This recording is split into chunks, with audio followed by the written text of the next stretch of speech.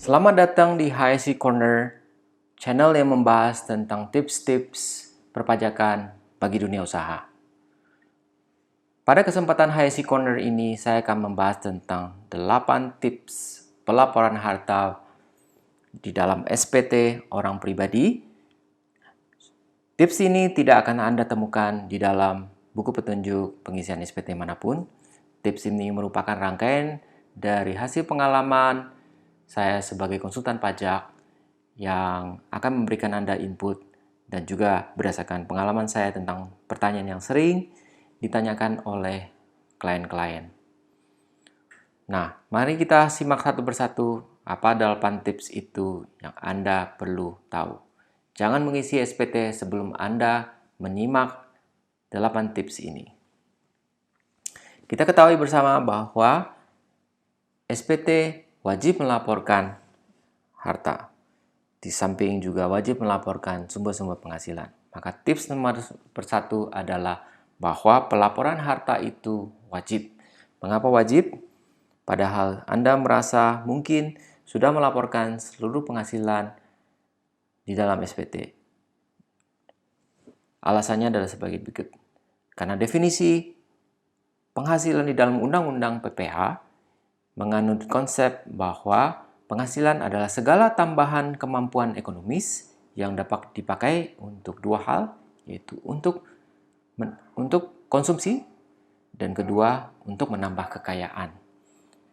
Jadi dalam bentuk nama dan apapun, dua hal tersebut merupakan konsep daripada penghasilan. Karenanya merupakan konsep yang sangat luas dan juga tracking atau memantau penambahan kekayaan wajib pajak. Jadi penambahan kekayaan adalah salah satu indikasi adanya penghasilan yang perlu dilaporkan. Nomor 2, bahwa harta yang belum dilaporkan tetapi ditemukan oleh otoritas pajak dapat dianggap sebagai penghasilan kena pajak. Tidak langsung serta-merta temuan Direktorat Jenderal Pajak menjadi penghasilan. Jika Anda memang melaporkan harta dan sumber penghasilannya dengan benar dan hanya merupakan klarifikasi saja yang diperlukan, Anda dapat melakukan klarifikasi karena tidak serta-merta pelaporan harta yang miss atau yang tidak dilaporkan dengan tidak sengaja merupakan indikasi dari penghasilan. Alasan lainnya kenapa kita harus melaporkan harta dengan sebenar-benarnya adalah bahwa kita sudah memasuki era transformasi data, khususnya data perpajakan. Di dalam data perpajakan, antar instansi dan lembaga di Indonesia telah bekerja sama, terutama OJK, yaitu pengawas daripada lembaga keuangan berbentuk bank dan asuransi dan lembaga pembiayaan lainnya, diwajibkan untuk mensarikan data dan melaporkannya kepada OJK. Dari situ, akses data OJK untuk nasabah telah dapat diakses oleh Direktorat Jenderal Pajak. Alasan lain juga bahwa harta tidak dapat Anda sembunyikan lagi di seluruh dunia, di hampir seluruh dunia, karena sejak beberapa tahun terakhir, otoritas pajak di seluruh dunia telah bekerja sama untuk mempertukarkan data dalam rangka pelayanan data perpajakan.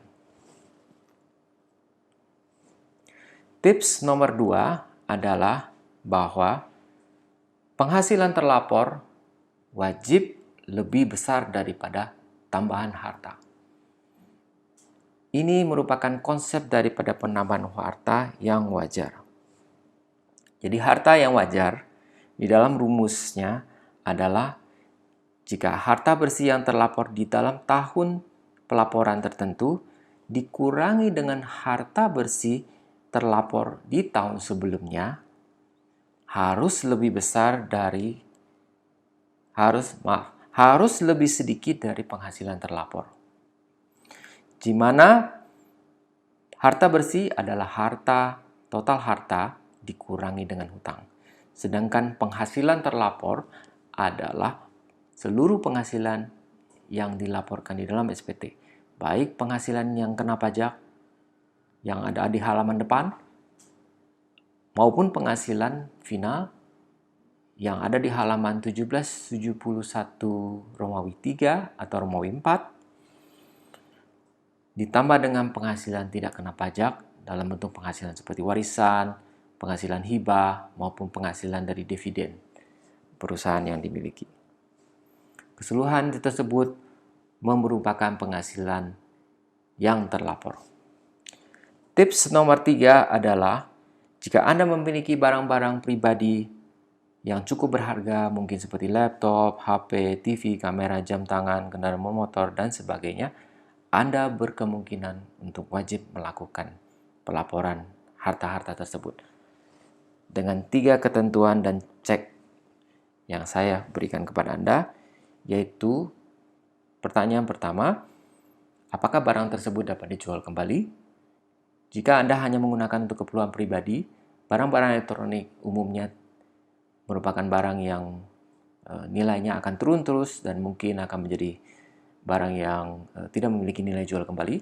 Tetapi jika Anda mengkoleksinya sebagai barang-barang yang menjadi barang investasi atau barang collection items, dan barang tersebut banyak, apalagi jika merupakan persediaan dari barang yang Anda jual belikan dalam waktu yang cukup banyak, maka barang-barang tersebut merupakan barang yang Anda wajib dan sangat direkomendasi untuk Anda laporkan sebagai harta. Kedua, jika nilai dari barang tersebut relatif besar nilainya, dan itu memang sangat subjektif dibandingkan dari orang ke orang. Tips ketiga untuk menempatkan bahwa apakah aset tersebut perlu dilaporkan adalah jika aset tersebut memiliki catatan di pihak ketiga, misalnya dana di pihak bank. Bank memiliki catatan dana Anda wajib melaporkan. Karena walaupun nilainya kecil, ada catatannya di bank. Kedua adalah misalnya untuk kendaraan bermotor. Walaupun misalnya Anda membeli dengan nilai yang kecil, karena membeli motor nilai bekas, let's say nilainya cuma 5 juta, tetapi Anda melaporkannya mengingat kendaraan bermotor memiliki catatan kepemilikan data, nama Anda tercantum di BPKB, dan BPKB tersebut tercatat di Samsat Kepolisian Republik Indonesia. Nah, tips keempat adalah bahwa jika Anda memiliki produk asuransi, Anda sebaiknya melaporkan produk asuransi tersebut di dalam harta Anda. Alasannya demikian, bahwa jika Anda memiliki produk asuransi, maka Anda sebagai nasabah tercatat di lembaga asuransi tersebut, dan lembaga asuransi tersebut akan mencatatkan Anda sebagai nasabah pada OJK. Dan untuk kasus-kasus yang di mana Anda membeli produk asuransi tradisional seperti hanya jiwa, kecelakaan, beasiswa, atau asuransi dwi guna, dalam kata lain asuransi endowment, maka uang pertanggungan dari risiko asuransi yang ditanggung yang diklaim sebetulnya merupakan penghasilan tidak kena pajak. Namun jika Anda tidak dapat diketahui memiliki polis asuransi tersebut, mungkin Anda perlu memberikan penjelasan yang cukup kepada Direktorat Jenderal Pajak jika Anda dipertanyakan asal-usul daripada perolehan pertanggungan tersebut. Dan penjelasan lain, jika Anda memiliki asuransi yang di masa sekarang ini banyak sekali asuransi dalam bentuk sebagian merupakan asuransi tradisional untuk pertanggungan jiwa, sebagian merupakan investasi yang dihubungkan dengan unit link, maka unit link merupakan bagian dari investasi yang Anda perlu dilaporkan. Anda bisa memilih menggunakan unit link dengan harta, sebagai harta sesuai dengan laporan asuransi yang telah diterbitkan. Namun saya memberi catatan bahwa unit link memiliki nilai yang berubah-ubah dari waktu ke waktu sesuai dengan nilai pasarnya, sehingga cukup sulit bagi kita yang rata-rata menggunakan konsep cost approach, yaitu nilai historis, untuk melaporkan dan memantau berapa sesungguhnya uang yang dikeluarkan waktu kita membelanjakan unit-link tersebut. Dan untuk itu, ini merupakan suatu approach yang cukup sulit untuk ditelusuri mengingat kita harus memantau berapa jumlah dana yang telah dipakai oleh asuransi untuk membeli unit link tersebut dari waktu ke waktu. Nah, untuk alternatif sederhana untuk melaporkan nilai asuransi, menurut saya dan penuh pemantauan saya berdasarkan pengalaman, Anda cukup melaporkan akumulasi premi dari tahun ke tahun sebagai harta yang perlu disajikan di SPT Anda. Alasannya ada beberapa alasan. Satu, ini sesuai dengan cost approach, yaitu Anda tidak perlu memperhatikan berapa nilai unit link Anda, tapi berdasarkan premi yang Anda sudah dipotong dari saldo kartu kredit atau direct debit Anda. Di situ Anda sudah cukup mempertanggungjawabkan nilai tersebut. Kemudian bahwa jika memang ada pertanggungan yang keluar dari nilai asuransi yang dipertanggungkan, toh penghasilan tersebut merupakan bukan kena pajak.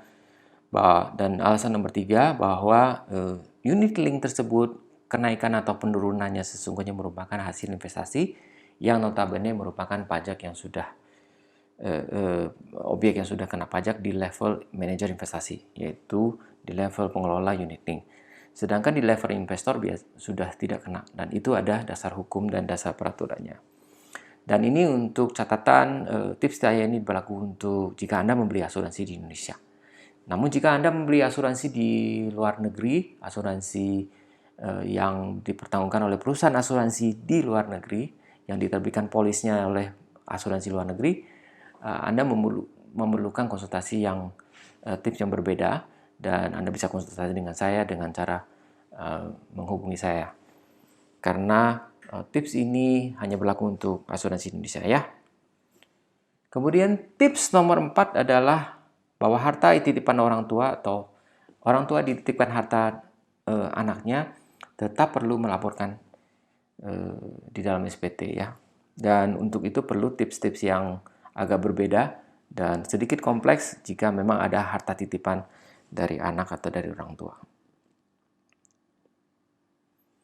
Nah, salah satu tips yang saya berikan sangat sederhana adalah jika memang ada harta tersebut, Anda perlu ada pernyataan atau mencantumkan juga hutang dalam jumlah yang sama sebesar nilai harta yang dititipkan tersebut kepada pihak yang menitipkannya ya. Nah, tentu kalau misalnya harta tersebut menjadi kendala karena yang bersangkutan tidak mau melaporkan harta tersebut kepada di dalam SPT yang pribadi yang bersangkutan, Anda perlu bertanyakan mengapa, alasan-alasan apa SPT tersebut, harta tersebut tidak ingin dilaporkan. Tips kelima adalah bahwa harta berupa tanah dan bangunan tidak perlu dilaporkan dengan nilai pasarnya. Alasannya demikian, kembali kepada prinsip daripada pelaporan harta di dalam SPT tahunan mengandung konsep cost approach, artinya Anda tidak perlu melaporkan nilai pasarnya. Walaupun nilai pasarnya naik dan turun, Anda tidak perlu laporkan karena konsep perpajakan untuk harta dan investasi di Indonesia kebanyakan adalah berdasarkan konsep bahwa selama nilai itu Anda pegang, Anda hanya perlu melaporkan berdasarkan nilai yang telah dibeli atau uang yang telah dikeluarkan pada saat Anda beli. Sedangkan jika nilai itu belum dijual, nilai pasar bukan merupakan dasar transaksi atau pelaporan. Sampai Anda menjual kembali, jika Anda menjualnya dengan nilai yang benar sesuai dengan market, maka ada mekanisme pelaporannya dari penghasilan tersebut.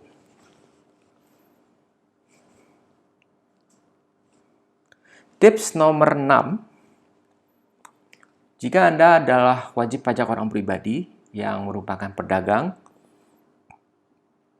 yang merupakan pengusaha di bidang perdagangan atau pengusaha dan sebagainya, misalnya juga seorang petugas dinas luar asuransi, kemudian kemungkinan juga pemain multi level marketing, Anda tetap melaporkan harta Anda dengan catatan beberapa harta yang ada di merupakan bagian dari usaha Anda, sebaiknya juga Anda jangan lupa laporkan.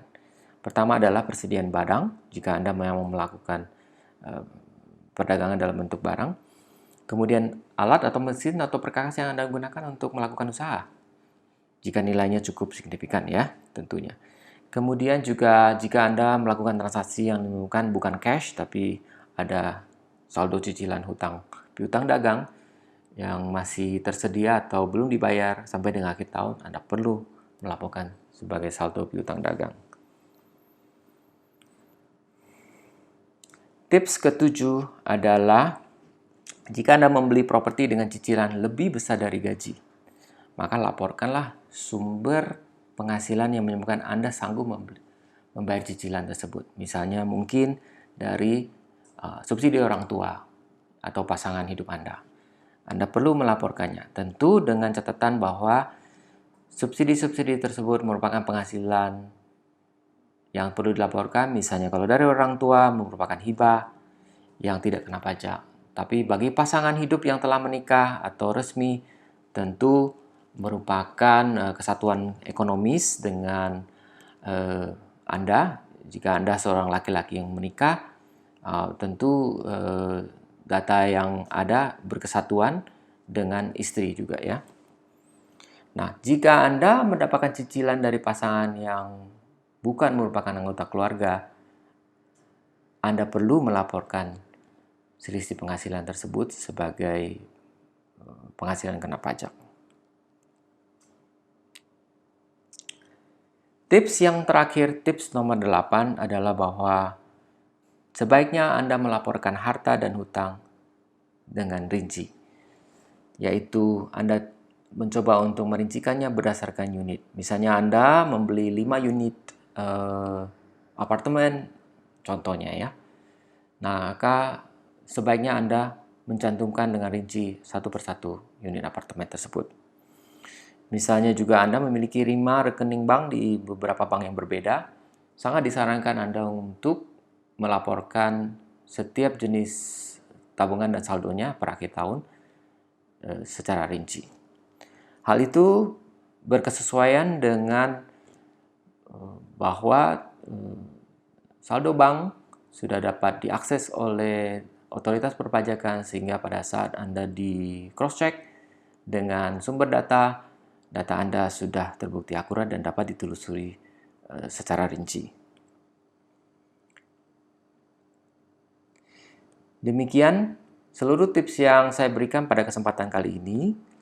Jika Anda merasa pertanyaan atau tips-tips yang saya berikan ini masih belum menjawab kondisi atau pertanyaan yang ingin Anda juga mengenai pelaporan harta, ataupun ada pertanyaan lainnya mengenai perpajakan atau mengenai pelaporan SPT, silakan mengajukan pertanyaan dengan memberi komentar pada kolom di bawah ini, kolom pada channel ini. Dan jika pertanyaan-pertanyaan jumlahnya cukup banyak, saya akan membuat suatu video terpisah untuk menjawab pertanyaan-pertanyaan Anda. Dan untuk membantu saya dalam mendukung saya untuk membuat saya lebih semangat untuk membuat podcast ini, silakan berikan tanda like dan subscribe dan bunyikan loncengnya.